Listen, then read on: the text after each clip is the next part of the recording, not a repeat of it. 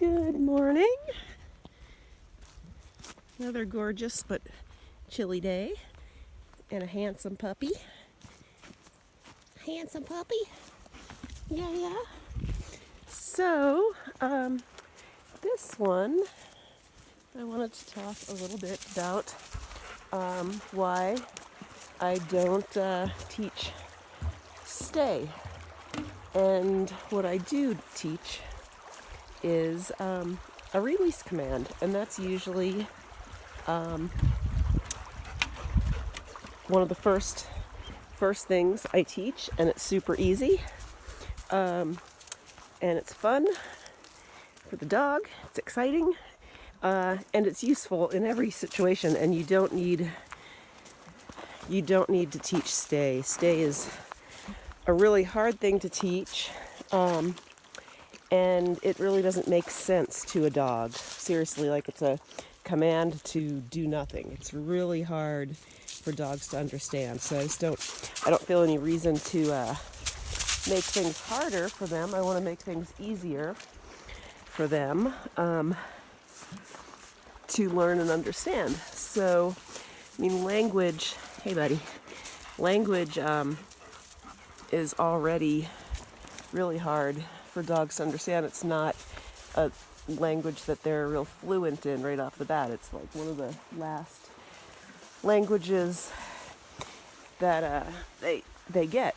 I mean, dogs' natural language, which they're fluent in, is, of course, body language, energy, pressure and release, either distance pressure, spatial pressure from each other or from us, and contact pressure, which is usually in dog world, putting their mouths on each other, with us touching their leash, using their leash. So those are the three things: body language, energy, and pressure and release are the languages they're fluent in. They don't have verbal language, so we have to teach them what our words mean, which we need to learn how to be really clear in some of their languages as well, and not just expect them to understand our words. But anyway, I am getting way off track because I am talking about words, but I'm trying to explain why trying to teach stay is so hard for dogs, and it's way easier for stay. Stay is always implied in whatever command you're giving them. Sit, down, place, heel. It's always, keep doing that until you get the release command, which is one of the first things that I teach, and pretty easy. Just starts right in the crate the first day, of not rushing out the crate until they hear the release command. So anyway, it's a much easier way for your dogs to understand, instead of having to try to teach them what stay means. So let's see if we can do this. Sage here. Place. Good. Nope, don't slip. Sit. Good girl. Keem, sit. Sit. Good. All right, so stay is implied. So sit means sit until either they hear the release command or the next one, like let's go, or here, or whatever, or down, whatever it might be. And it teaches impulse control, which is another wonderful thing I like about it. Nope. So Keem got up. I said nope. Walk towards him, which is pressure, body language, and spatial pressure. Sit back down. So it's teaching impulse control as well for state of mind, which is going to be what you're really going to need for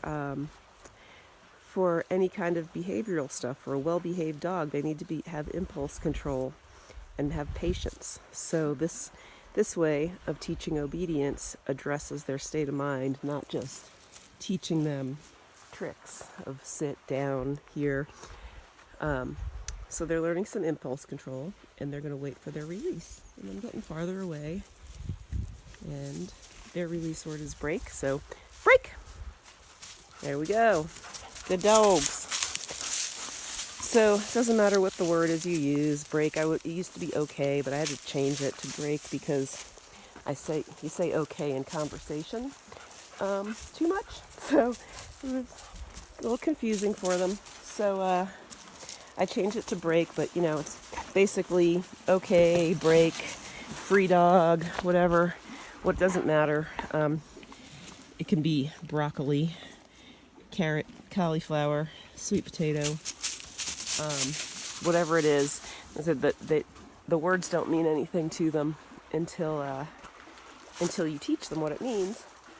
And we like to get the behavior we want before we start adding a word to it. But anyway, I digress. All I wanted to really talk about was that